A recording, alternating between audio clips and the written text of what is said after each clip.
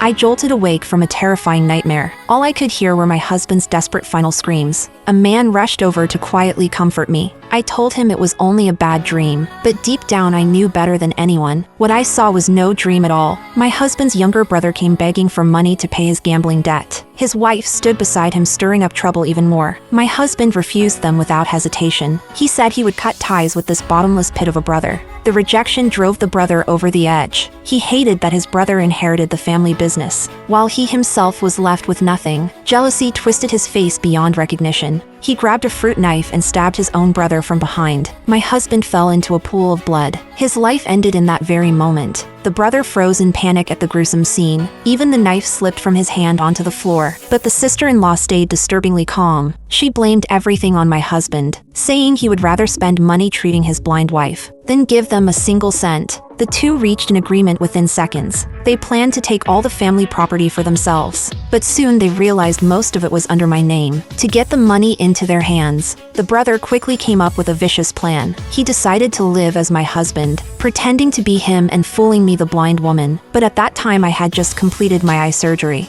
The doctor told me afterward, my husband had worked tirelessly to find the right cornea for me. I was so overwhelmed with joy. I decided to keep it a secret and go home quietly, wanting to give him the surprise of his life. Yet when I opened the door full of happiness, what I saw was his icy, lifeless body, with the brother and his wife standing beside it. Everything became clear in that instant. The grief nearly crushed me on the spot, but I knew I must not reveal anything. If they discovered my eyesight had returned, my life would be in danger next. I forced back my tears, pretending I saw nothing, calling out for my husband as I always did. The brother rushed over and began acting in his place. His eyes were full of suspicion as he watched me. He asked why I returned from the hospital alone, without even bringing the maid along. I calmly explained that the maid took leave for family reasons, but he still did not trust me completely. He suggested his wife stay to take care of me. I knew they wanted someone to watch me, but given my situation I could not refuse, so I pretended to agree. Once we settled down, the tests began one after another. The sister-in-law asked casually if my eyes were still blind.